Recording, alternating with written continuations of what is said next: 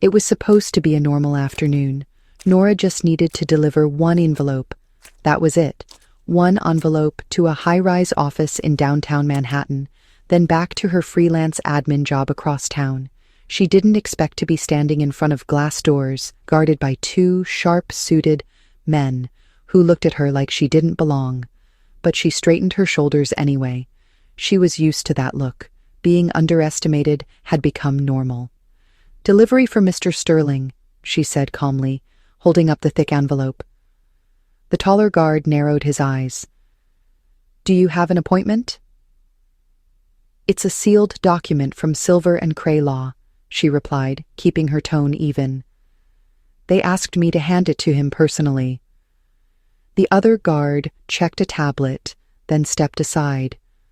22nd floor, top right. As the elevator climbed, Nora glanced at her reflection in the polished wall. Hair in a low bun, plain white blouse, dark jeans. Professional but unremarkable. That's how she liked it. Nothing about her should have drawn attention. But when the elevator opened and she stepped out into the minimalist steel and glass office, attention was exactly what she got. He was already standing there. Tall, commanding, with dark hair and a stare sharp enough to cut through silence. Dean Sterling, billionaire CEO of Sterling Ventures, a man the press loved to hate. Rumor said he hadn't smiled since 2009, and he was looking right at her. Nora walked forward slowly, trying not to flinch under the weight of his gaze. "This is for you," she said, extending the envelope. Dean didn't take it. "Who sent you?" he asked flatly. "Silver and Cray." "It's regarding your merger contract." He cut her off. "I asked who sent you." Nora blinked. "I just told you." "Cut the act," he said, stepping closer. His voice was calm but laced with something sharper. "I know your type. You flash some innocent eyes, walk in pretending to be someone else, hoping I'll fall for it and give you a seat at my table, or my bed." She froze. "What?" she whispered. "You want a photo for your blog, a story to sell, maybe even a lawsuit if I brush your shoulder by mistake," he went on, circling her like a wolf sizing up prey. "But I don't play that game, so take your act somewhere else." The room felt colder suddenly. Nora's fingers tightened around the envelope. "I don't know what kind of women you're used to," she said, her voice low but steady. "But I'm not one of them. I was paid $50 to bring this to your hand. That's it." Dean crossed his arms, still unconvinced. She stared at him for a moment longer, then slowly set the envelope on his glass desk. "You know," she said softly, "people with real power usually don't have to insult strangers to feel safe." Then she turned and walked out. She didn't look back. She didn't let her steps quicken until she was back in the elevator, fists clenched at her sides, heart pounding with a mix of fury and humiliation. That man was vile. No wonder the tabloids had a field day with him. Cold, condescending, calculated. Back in the office, Dean watched the elevator doors close. For a moment, he stood in silence. Then he looked at the envelope on his desk. Inside was a critical document about a merger worth over $1 billion, and he had just accused the messenger of being a scam artist. He swore under his breath. Still, something about her bothered him, not in the way women usually did. She wasn't flirtatious. She didn't try to impress him. She didn't even flinch when he accused her. She just looked disappointed. That irritated him more than he wanted to admit. Later that night, he tried to shake her image from his mind, but it clung to him like a thread that refused to break. The quiet defiance in her voice, the way she had looked at him like he wasn't worth her time, like she saw through him. He hated that look, and somehow he couldn't stop thinking about it. Nora had always believed in earning her place. She didn't come from wealth or privilege. Her father had been a mechanic with hands permanently stained by engine grease, and her mother a school secretary who never once missed a PTA meeting. They didn't have much, but they had enough. Enough love, enough honesty, enough pride in doing things the right way.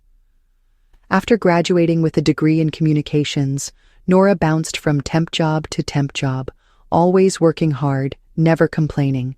She'd helped pay her mother's hospital bills, kept the lights on when her younger brother got laid off, and spent countless nights freelancing just to scrape by. Her life wasn't glamorous, but it was hers, earned, honest. She never expected the rich to understand that, but she never expected one of them to accuse her of something so low, either. That night, she told herself to forget it. Dean Sterling probably insulted 5 people a day before breakfast.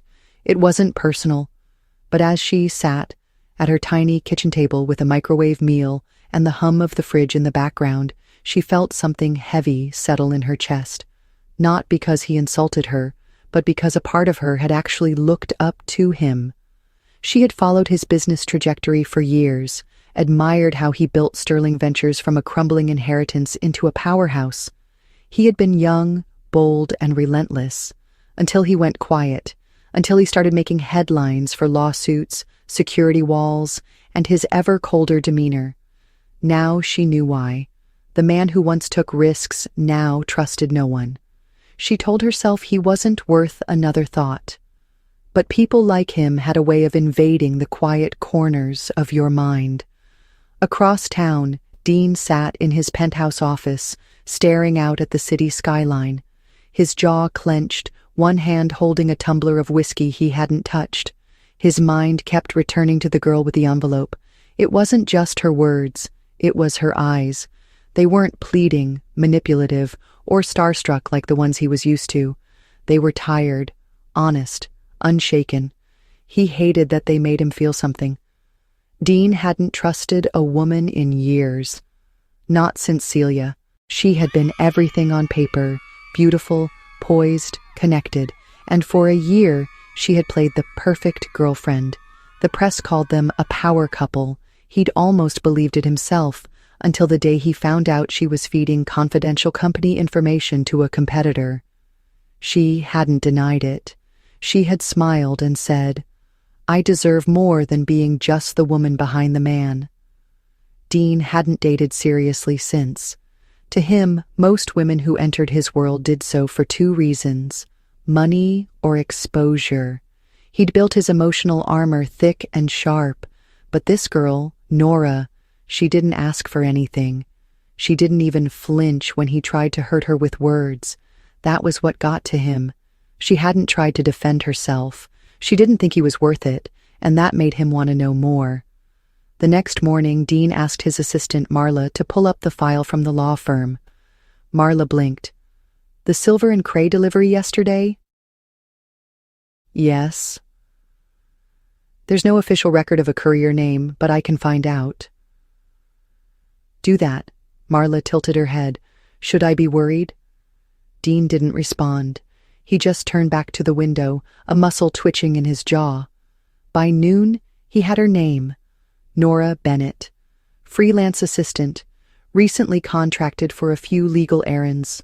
No criminal history, clean record, no signs of social media exploitation, no posts about him, no mention of yesterday. Nothing to gain, nothing to prove. Just a girl trying to get her job done. Dean leaned back in his chair, tapping a pen against his palm. He had made a mistake, a rare one. And now, for reasons he couldn't explain, he wanted to fix it.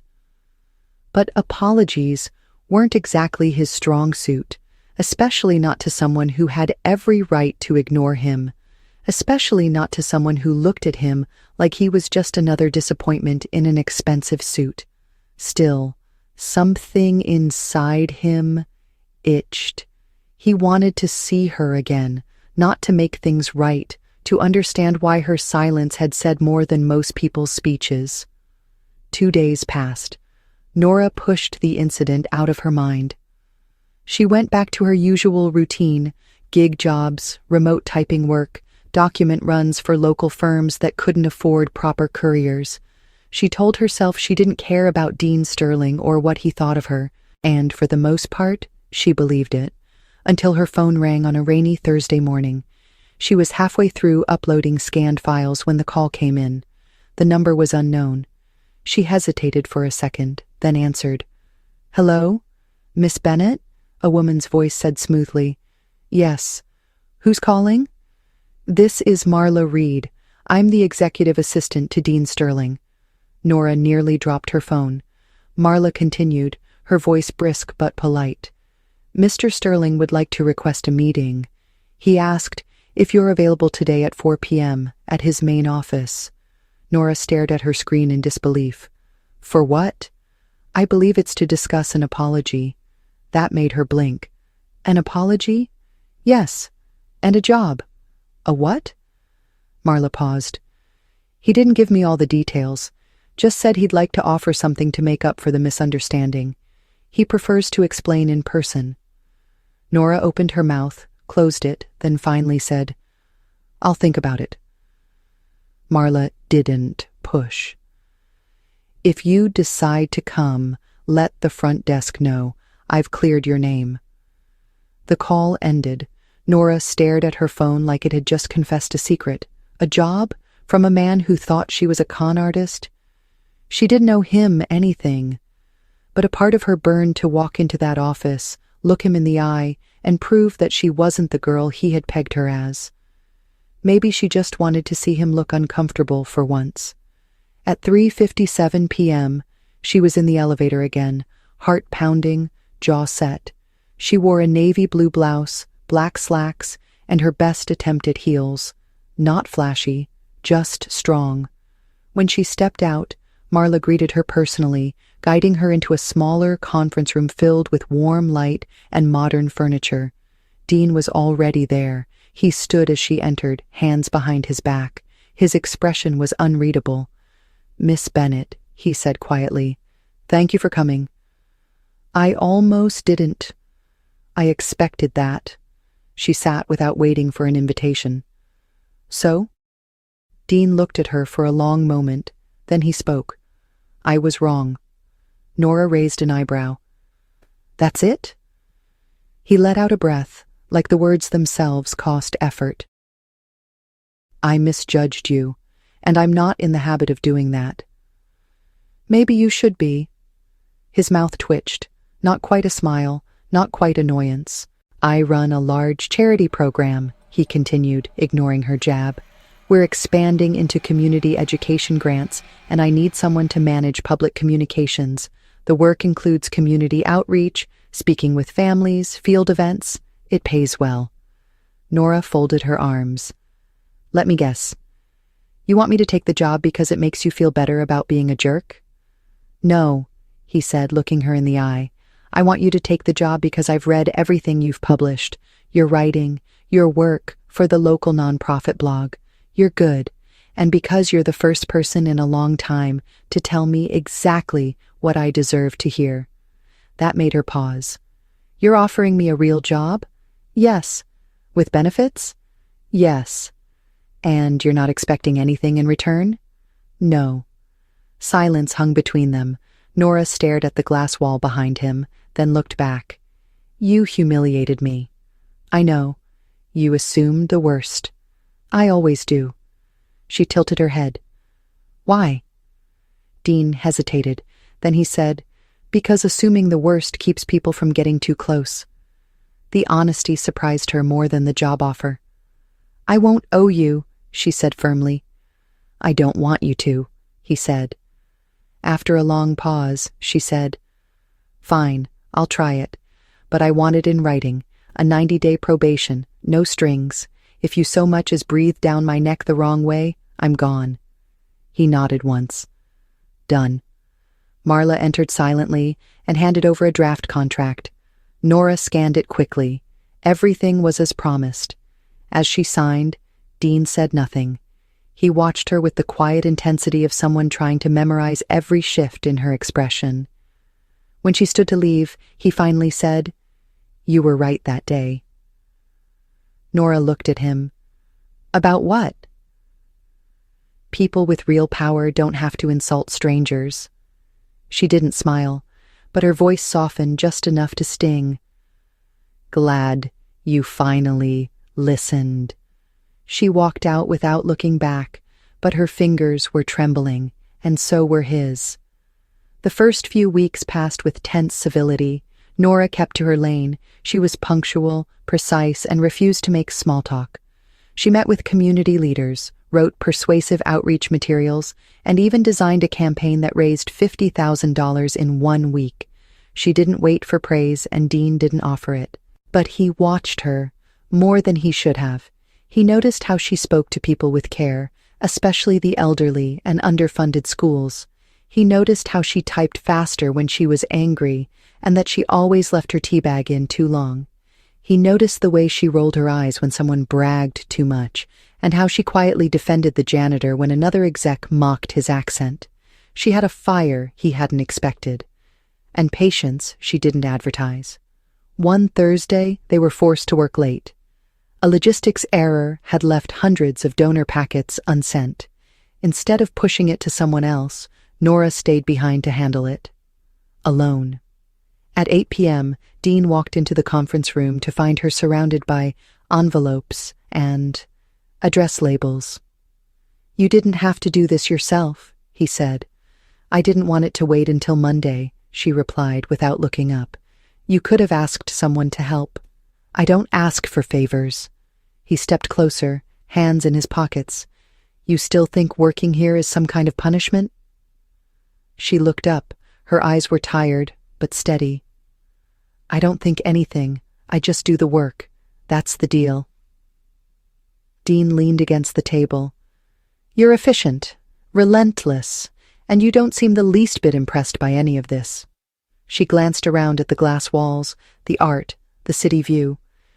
"It's a nice cage, but still a cage." That made him pause. "Is that how you see it?" Nora returned to folding letters. "You built it to keep the world out. Can't blame me for noticing the bars." Dean said nothing. He couldn't. No one had ever said it that plainly before. After a long silence, he reached for a stack of labels and began helping. She blinked. "You're not serious." "I run this place," he said dryly. "I think I can handle some stickers." They worked in silence for a few minutes. The mood softened. Nora caught herself glancing at his hands, clean, strong, but precise. He didn't talk, didn't ask questions, just helped. It was oddly comforting. As midnight approached, the last envelope was sealed.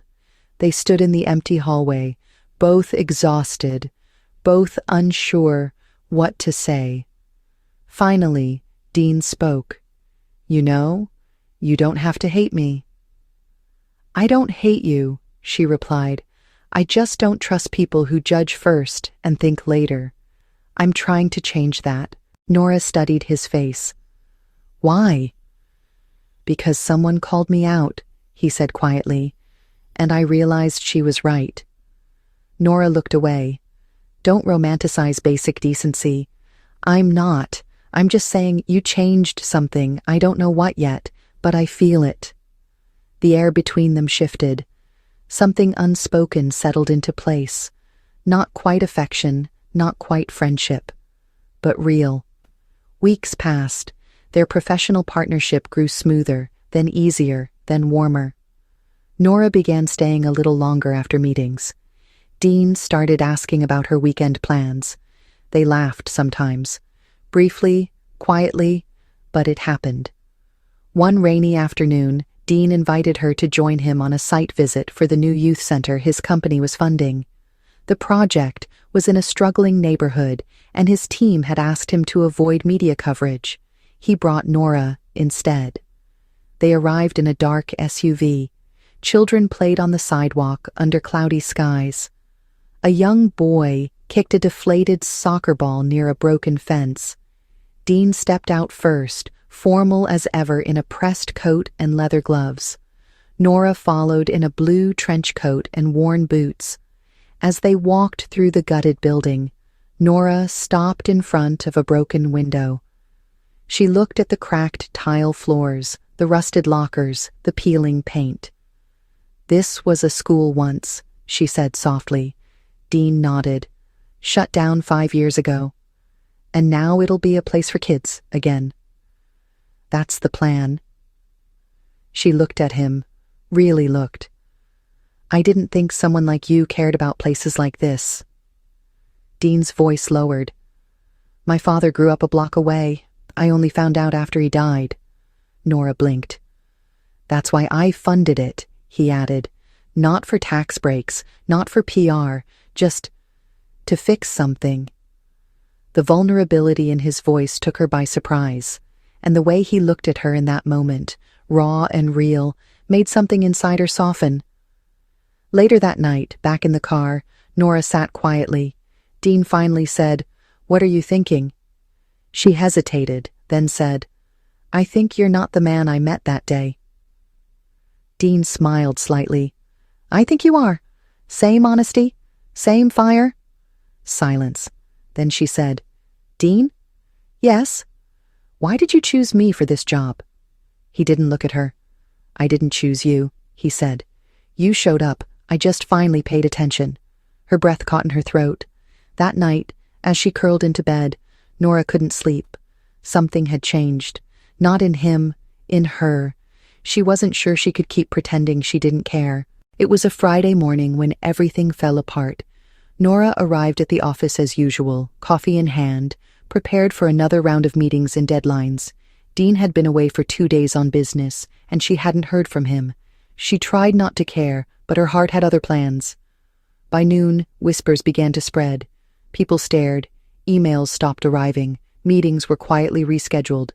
Nora noticed the shift. It was subtle, but undeniable. Eyes lingered longer. Conversations died when she entered the room.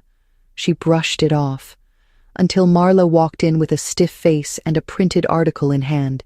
"You need to see this," she said softly. Nora took the paper, confused. One glance and her stomach dropped. A gossip log headline blared across the page. Dean Sterling's assistant or secret lover. Leaked photos suggest more than business. Below the headline were grainy surveillance images, her and Dean in the car together outside the youth center, walking into a building, standing close near a broken window. There was even one from the envelope incident months ago, with Dean's face clearly tense. The article painted her as a manipulator, a local nobody who had seduced her way into the heart of Manhattan's most unattainable bachelor. It implied she had used her role to gain influence and questioned whether the youth center project had been a ploy to buy public favor. It was cruel, it was calculated, and it spread fast.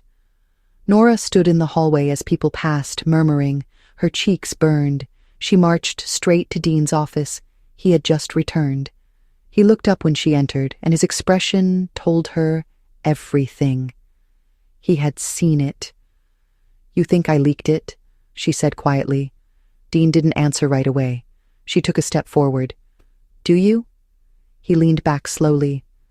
"The timing, the images. You said you didn't like attention, but somehow these photos exist. So that's a yes. I didn't say that. You didn't have to." Nora's throat tightened. "I thought we were past this. I've been used before, Nora. Forgive me for being cautious." She stared at him. The man who had helped her with labels, who had shared pieces of himself she didn't think he ever shared. And still, the second something went wrong, he reverted.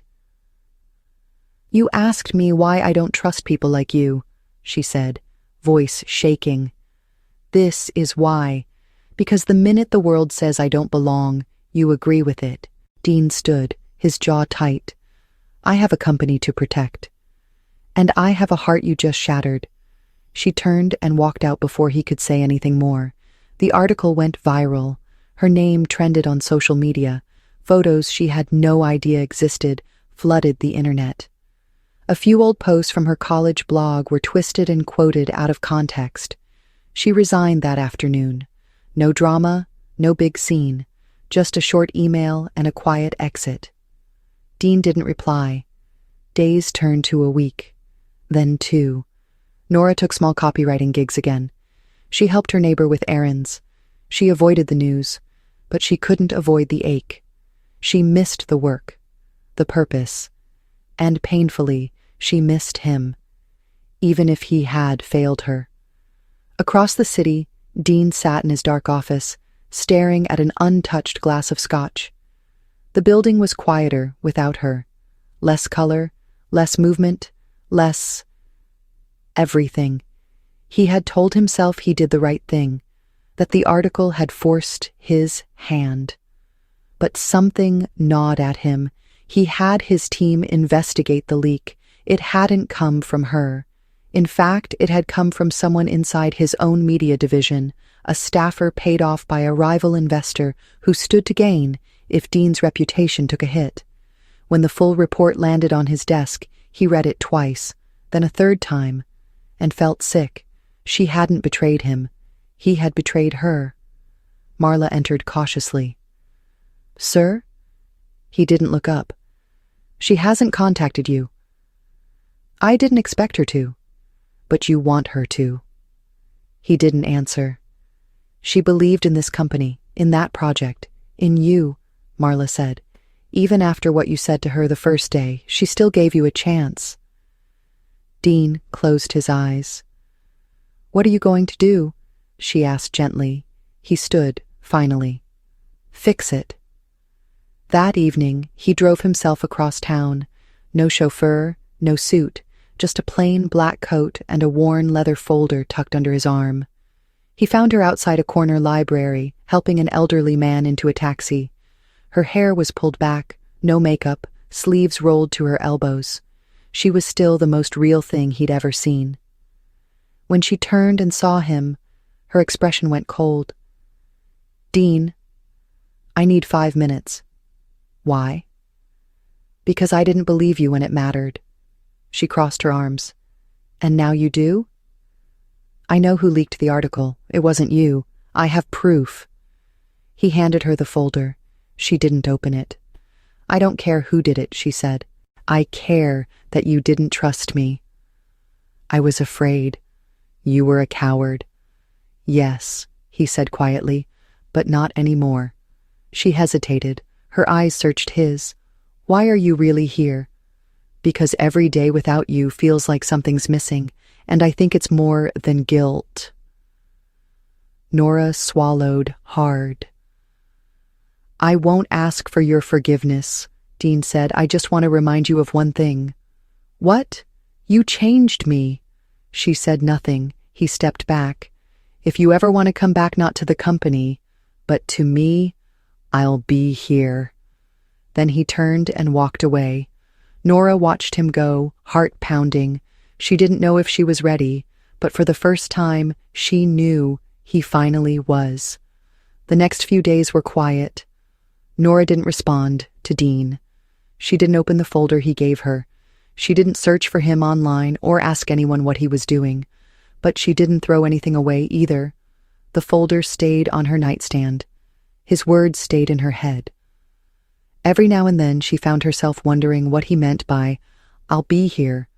Was it a line, a tactic, or was it real? She tried to stay busy. She helped organize a book drive for a local school.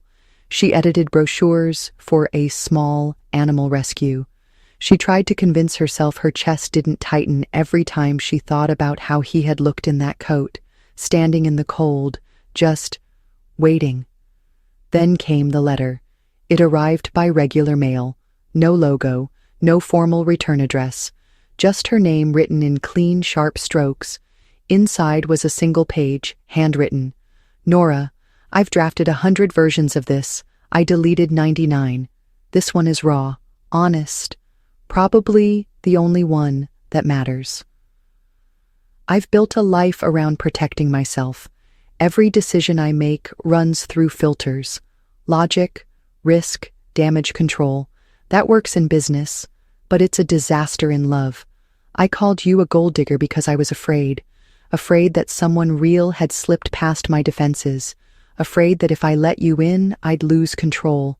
I didn't just doubt you, I doubted the part of me that still believes in good things. I was wrong. About you. About us. About what matters. If you never speak to me again, I understand.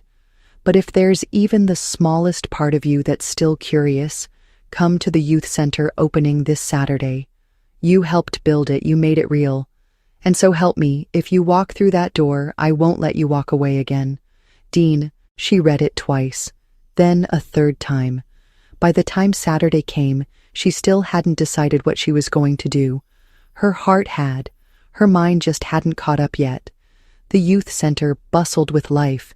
Kids laughed in the halls. Parents wandered wide-eyed through brand-new classrooms, filled with art supplies and sports gear.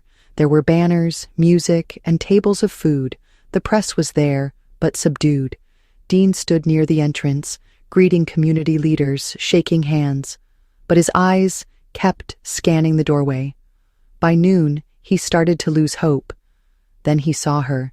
She stepped through the door in a soft cream sweater and a navy skirt. Simple, elegant, strong. Their eyes met.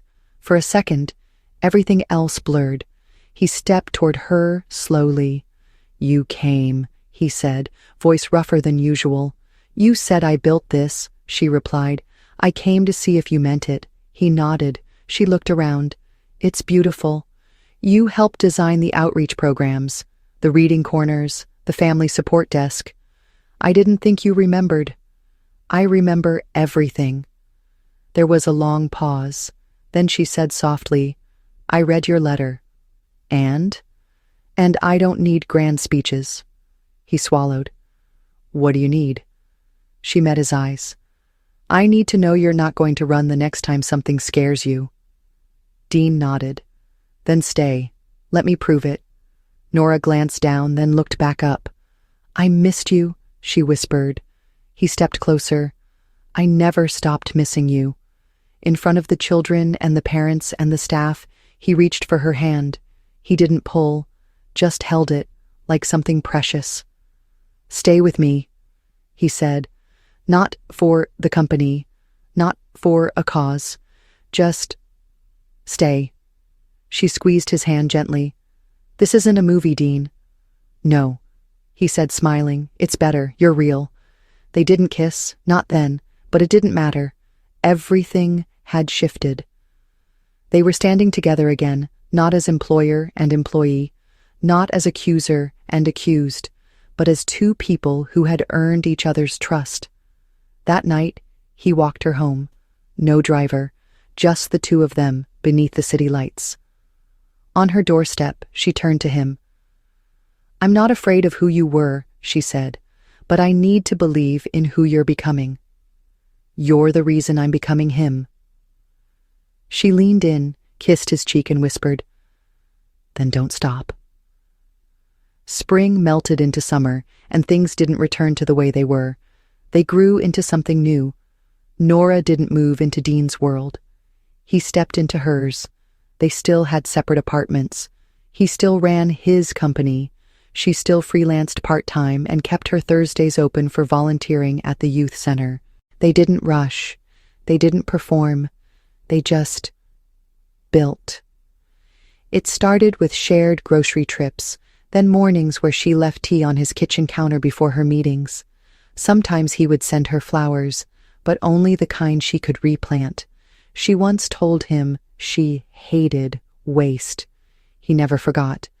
Every time Dean's instincts told him to pull back, to question, to protect, he paused. He remembered how she had walked away when he failed her. He remembered how she came back when he didn't deserve it. And every time Nora doubted whether this could work, whether love this unexpected could last, she reminded herself of who he was when no one was looking. Not the CEO in the headlines, not the man with walls, the man who had helped her stuff envelopes late into the night, the man who held her hand like a promise, not a possession. On their 6-month anniversary, he took her to a quiet coastal town 2 hours from the city. They walked along the shore. No cameras, no suits, just footprints in the sand and silence that felt easy. He stopped her near a tide pool. "I never told you why I stopped believing in love," he said, voice low. She didn't push, just waited. Dean looked out at the ocean. "Because I thought love was a transaction. Give something, expect something. That's how everyone treated me. Love came with invoices." He turned to her. Until you didn't want anything. You just were. She touched his arm gently. And you? I was guarded, cold, afraid. He smiled, just barely. You didn't try to fix that. You just stayed long enough for me to want to fix it myself. Nora looked at him, heart full. I didn't stay to change you, she said. I stayed because you started changing on your own. He pulled something from his pocket, a small box. Simple, soft, no shine. She blinked. I'm not asking you to marry me, he said quickly. Not today. I wanted to give you this. Inside was a ring, not diamond, not gold, a simple silver band engraved with the words, You're the reason. Nora pressed her lips together, emotion catching in her throat. He took her hand. Whatever comes next, he said softly, I want to face it with you. No titles, no headlines, just us. She slipped the ring onto her finger. It fit perfectly. I believe you, she whispered. He kissed her then. Slow, certain. The kind of kiss that didn't ask for anything. The kind that simply said, I'm here. Later that night, as they watched the sun sink behind the horizon, Nora rested her head against his shoulder and whispered, I used to think love had to be perfect to be real. And now? He asked. She smiled. Now I know it just has to be true.